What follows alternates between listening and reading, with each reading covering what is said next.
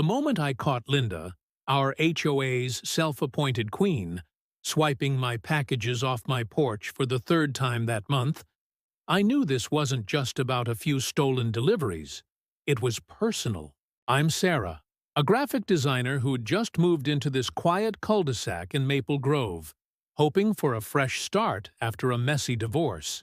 My new home was my sanctuary, a cozy two-bedroom with a porch swing I'd spent weeks restoring to its creaky, charming glory.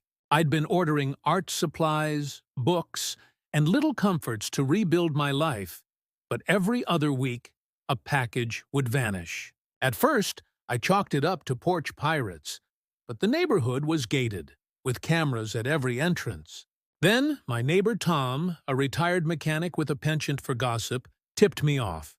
"It's Linda," he whispered over the fence one evening, his voice low like he was spilling state secrets. "She's got a thing for inspecting packages. Says it's her job as HOA president to keep the neighborhood orderly." I laughed it off, until I saw her myself. It was a crisp October afternoon, the kind where the air smells like fallen leaves and coffee. I'd just gotten a delivery notification for a set of expensive watercolor brushes when I peeked through my blinds and saw Linda in her signature pastel tracksuit and oversized sunglasses, striding up my walkway like she owned it. She glanced around, snatched the small brown box, and tucked it under her arm before speed-walking back to her house across the street. My blood boiled, but I stayed calm. I wasn't about to confront her without proof. She'd just deny it, and I'd look like the crazy new neighbor. Instead, I checked my doorbell camera. Sure enough, there she was, clear as day, her manicured nails gleaming as she grabbed my package.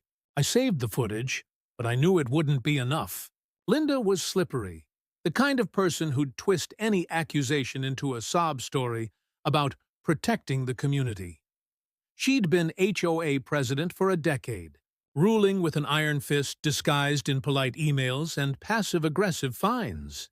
She'd once fined Tom $200 for leaving his trash cans out an hour past pickup time. Another neighbor got a warning for planting unauthorized daisies. Linda didn't just enforce rules, she reveled in them. But stealing? That was a new low, even for her. Over the next week, I started paying closer attention. I ordered a cheap book, left it on the porch, and watched. Like clockwork, Linda swooped in, her sneakers silent on my cobblestone path. I checked her social media, expecting to find nothing, but there she was, posting about decluttering the neighborhood while wearing a scarf I'd ordered 2 weeks earlier. My scarf, my missing scarf. The audacity hit me like a slap. I wasn't just dealing with a nosy neighbor. I was up against a serial thief who thought she was untouchable. I called the delivery company, thinking maybe they'd messed up, but they confirmed every package had been dropped at my address. I even checked with the post office, who suggested filing a police report, but I hesitated. A report might get me nowhere without harder evidence, and Linda would just play the victim. I needed something undeniable, something that would make her squirm. That's when Tom, over a shared beer on his patio, told me about Linda's history. "She's been doing this for years," he said, his voice gravelly from years of cigarettes. "Books, clothes, even kids' toys, anything small enough to carry. She says she's checking for contraband, but we all know she's keeping it." He showed me a photo of a ceramic gnome she'd confiscated from his yard, now sitting proudly on her porch. I felt a spark of inspiration. If Linda thought she could walk all over me, she was about to learn I wasn't the pushover she expected. I started small, ordering a decoy package, a cheap journal with a tracking chip I'd bought online. I set up my camera to record 24/7, angling it to catch every inch of my porch. When the journal arrived, I left it out, heart pounding as I watched from my laptop. Sure enough, Linda appeared, her sunglasses glinting in the afternoon sun. She grabbed the package, looked around, and scurried off. I checked the tracker. The journal was in her house. I had her dead to rights, but I wanted more than just footage. I wanted her to feel the consequences, to know she couldn't mess with me. That's when I stumbled across an article about dye traps. Those exploding packets banks use to catch robbers.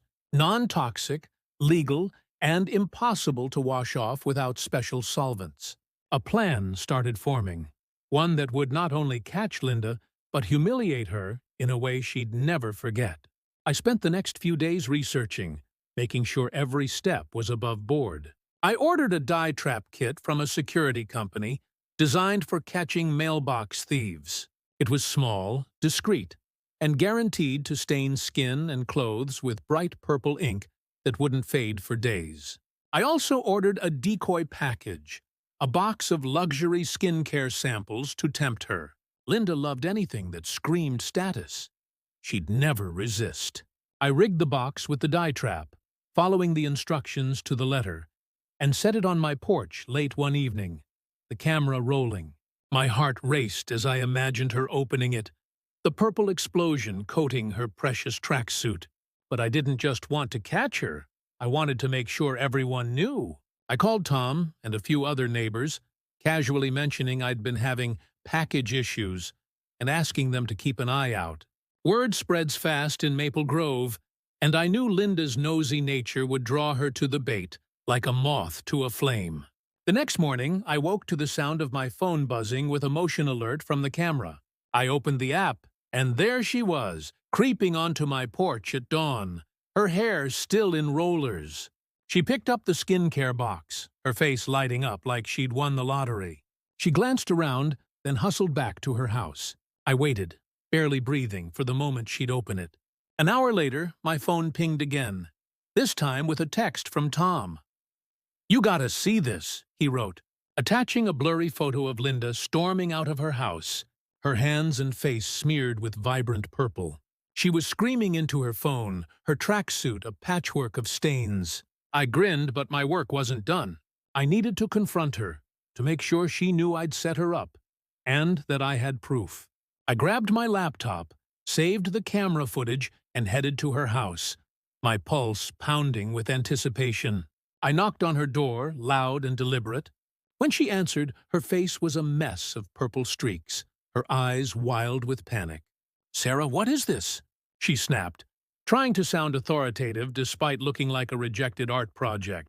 I held up my phone, showing her the footage of her stealing the box.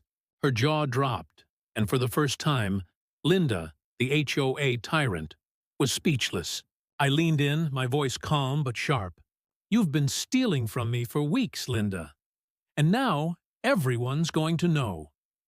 She stammered, trying to spin some excuse about neighborhood safety. But I wasn't having it.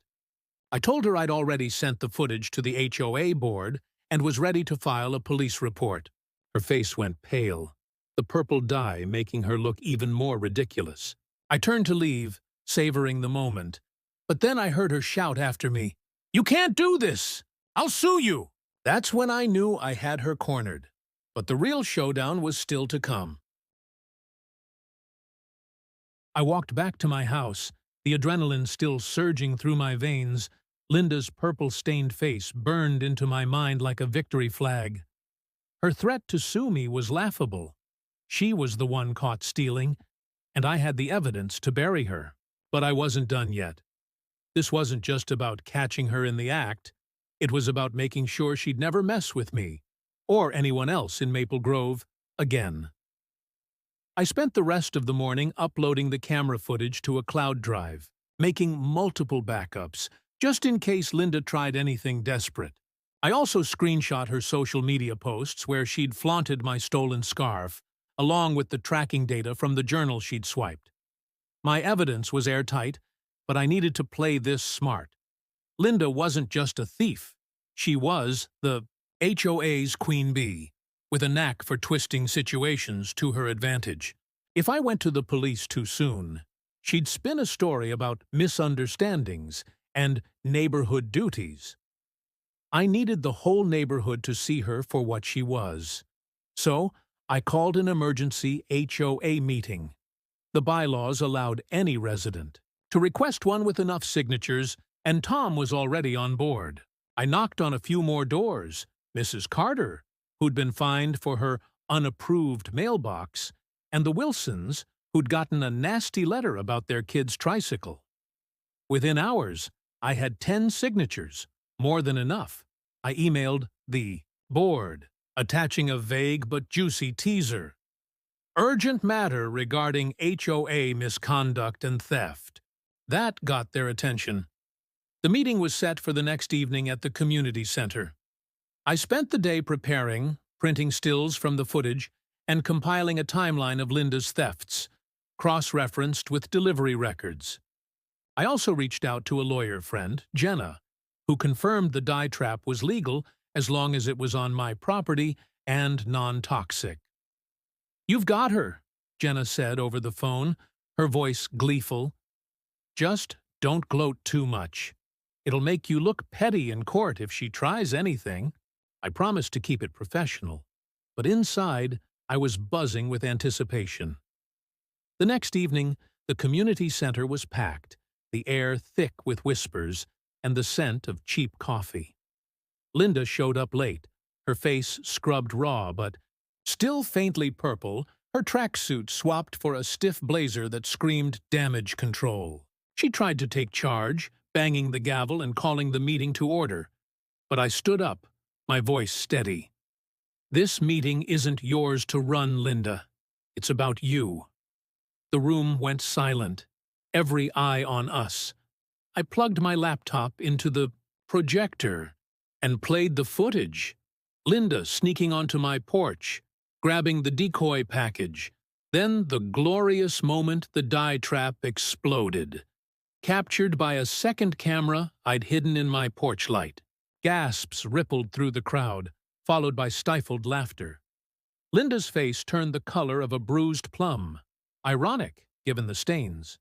She tried to interrupt, claiming she was inspecting for suspicious packages. But I was ready. I held up the printed stills, passing them around. "This isn't inspection," I said. "This is theft. My scarf, my books, my art supplies, all stolen by you." I showed the tracking data, the social media posts, the works. The room erupted, in murmurs, neighbors nodding as they connected the dots to their own missing packages. Tom stood up, holding up his confiscated gnome's photo. "She took this from my yard," he bellowed. Mrs. Carter chimed in about her mailbox finds. The Wilsons mentioned a missing toy truck. Linda's empire was crumbling, and she knew it. She tried to bolt, muttering about slander, but I wasn't done. I'd already called the police, who were waiting outside. I'd filed a report that morning, sharing the footage and evidence with Officer Daniels, a no-nonsense cop who'd dealt with HOA complaints before. As Linda reached the door, 2 officers stepped in, their badges glinting under the fluorescent lights. "Linda Harper?" one asked. She froze, her blazer suddenly looking too tight. "You're under arrest for theft and trespassing." The room exploded in cheers as they cuffed her, her protests drowned out by the crowd's satisfaction. I watched, heart pounding, as they led her out, her head bowed, the purple stains still faintly visible on her neck. The board voted to remove her as president that night, appointing Tom as interim chair. I didn't gloat, but I couldn't hide my smile as neighbors thanked me, their relief palpable. Over the next week, the story spread like wildfire. Linda's house went up for sale. She couldn't face the neighborhood's stares. My porch was safe, my packages untouched, and I even got a new set of watercolor brushes delivered. No dye traps needed. I sat on my swing that evening, the creak of the chains a comforting rhythm, knowing I'd taken down a tyrant without breaking a single law. Maple Grove felt lighter, like we'd all reclaimed something she'd stolen. I sipped my coffee, the autumn air crisp against my skin, and thought about how close I'd come to letting her win. Never again. If you're out there dealing with your own HOA nightmare, trust me, there's always a way to fight back. What would you have done? Share your own HOA stories in the comments below.